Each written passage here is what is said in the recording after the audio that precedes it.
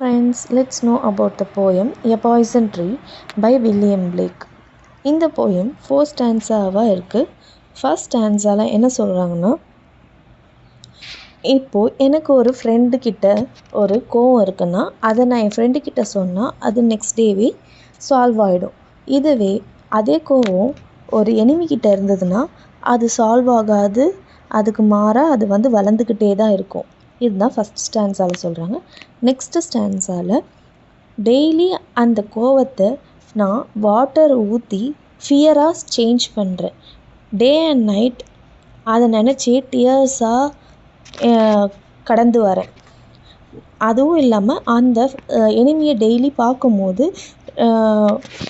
கோவத்தை ஷோ பண்ண முடியாமல் ஒரு ஃபேக் ஸ்மைலால் ஹைட் பண்ணுறேன். அந்த ஸ்மைலில் ஒரு கன்னிங்னஸ், ஒரு கான்ஸ்பிரசி ஹைட் ஆகியிருக்கிறது என்னோட எனிமிக்கு அது தெரியாது. இதுதான் செகண்ட் ஸ்டான்ஸால் சொல்கிறாங்க.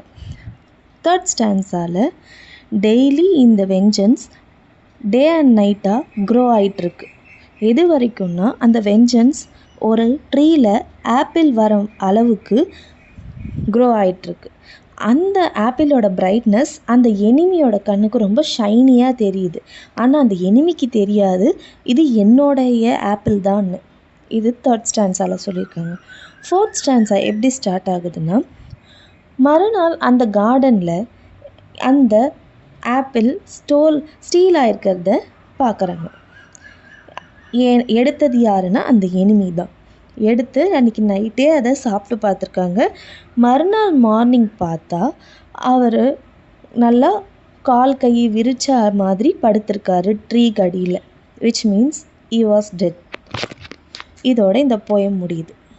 இந்த போயமில் என்ன சொல்கிறாங்கன்னா, ஒரு மனசுக்குள்ளே ஒரு வருத்தம் ஒருத்தவங்க மேலே இருந்துச்சுன்னா அதை அப்போவே ஷோ பண்ணிடுங்க. Even they are friends or your enemy.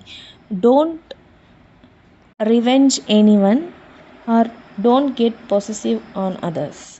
அதுதான் சொல்ல வராங்க.